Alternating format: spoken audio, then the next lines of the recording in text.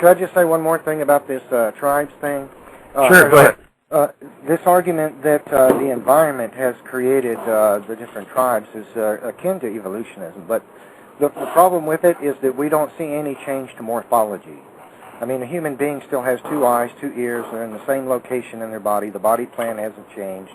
There are no new structures in the body. So evolution contends that from bacteria to man is trillions of morphological changes. But every single human being in this world, no matter whether they're a Hindu, a Slavic, Germanic, or Asian, or any other tribe of man, has exactly the same morphology. They all have exactly the same structures. Not one human being has any structure in their body that every other human being does not. And we see this with breeds of dog as well. They all have the same morphology. Longer hair is not a new morphological feature. It's simply an adaptation of an existing feature. So for evolution to be true, you would have to provide evidence that morphology itself has changed. And the various tribes of mankind that we have, there's no evidence of morphological change whatsoever. That's all I wanted to say on that. So the question: can the idea of evolution and creationism coexist? If not, why? I'll jump in if you guys don't mind, and then because this is one thing I always talk about is from a Christian standpoint. I think all of us here, atheist, Christian, whatever faith or what belief is, we would all agree that when we went to our school, if we went to a government-run public school, they never taught the creationist standpoint, at least in none of the schools I know out here in the USA. They will teach evolution, but they not once mention the G word, God. But as a Christian, when you read the very first book of Genesis, and I won't go, oh, by the way, D-Man, I'm timing myself, so I don't want to go over 2 minutes. Okay. If you read the very first book of Genesis, it says, and Christians believe the Bible, it says, and God said, let there be light, and there was light. I won't read the whole thing, but I'm going to just go through some mentions of how God was involved with creation, which totally denies evolution and the way that it's taught in our government-run schools. And God saw the light, that it was good, and God divided the light from the darkness, and God called the light day, and God said, and God made, and God called, and God said, and God called. I mean, just the very first page, there's like, 20 references to God being part of the creation, yet it is suspicious. I'll use the word, it is very suspicious that people that do not believe in God are pushing evolution through the school system, which we all know that, number one, the Bible used to be freely read in schools. They took that out. And number two, evolution was not always taught in schools. They added that. So we see a change in our society as we get more and more towards humanism. But how much time do I got? So it is obvious that you cannot be a Christian and deny. I guess you could say, well, I'm a Christian, but I'm denying the whole book of Genesis.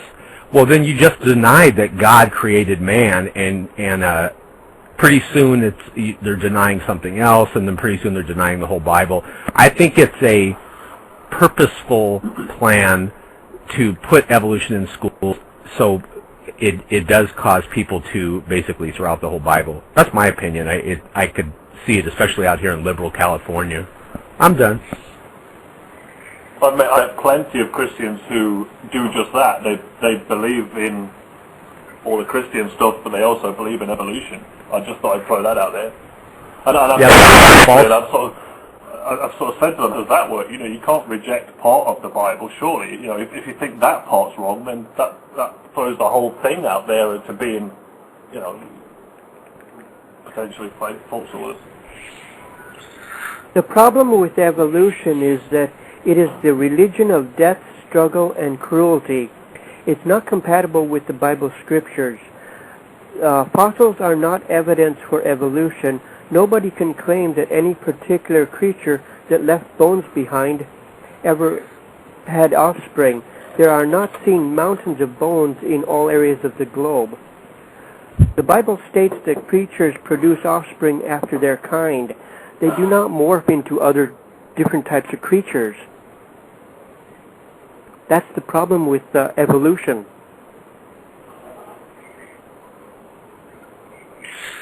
All right. Let's see. Nephilim, do you want to hit on this right quick? I agree. I agree. What we don't see, as I stated before, which this gentleman just said in a roundabout way, is we don't see morphological change. And evolution contends that there has been trillions of morphological changes, and the fossil record. What about babies born with extra limbs? That's called a deformity, and it will be removed by one of 3 levels of error correction in the gene, in the cell of every living creature. There are up to 3 levels of error correction. And this is why some human being born with what looks like a tail will not give birth to children who have something that looks like a tail. It's because it's a repetition of genetic information caused by a random genetic mutation. That mutation is error corrected by the proteins, polymerase, which ensure the integrity of the homobox genes. And that is why people born with an extra mouth don't give birth to children who have extra mouths. Or why when they mutate a fly in a laboratory and it gets an extra set of wings, the offspring of that fly will not have an extra set of wings.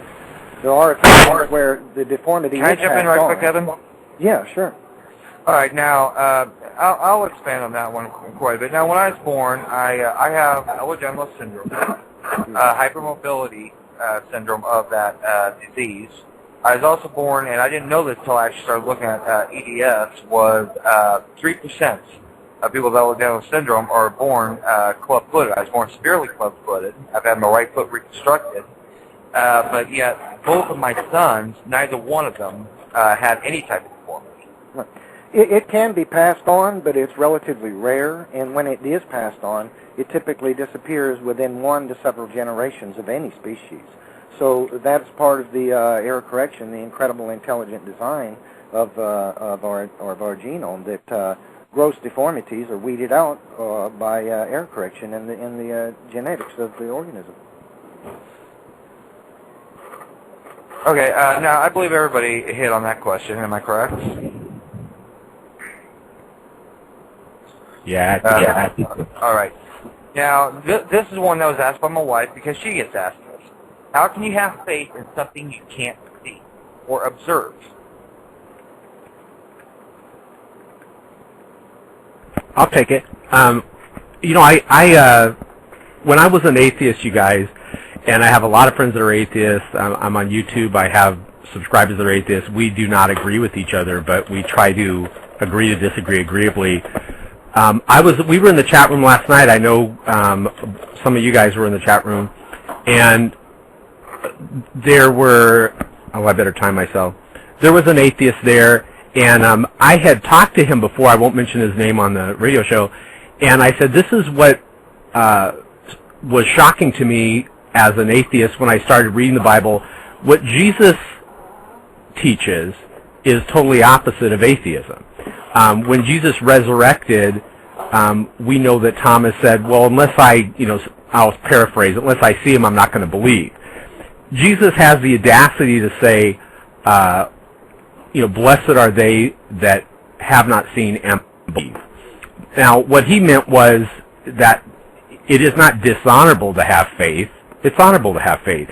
But also, your wife brings up a good thing. I think people should research the historical person of Jesus Christ. You could read about, just type in, go to sowhataboutjesus.com. We got that from Oprah. That'll be covered within the next question, Chuck. All right, I won't get into that then. But there is. You don't have to have faith without seeing. You could actually research it. But some things in life that we don't see, we know exist. For example, we know there's stars out there that we haven't seen, but we know they exist. So because we have not seen something does not then carry it to the logical conclusion that it doesn't exist. Otherwise, we limit ourselves in reality.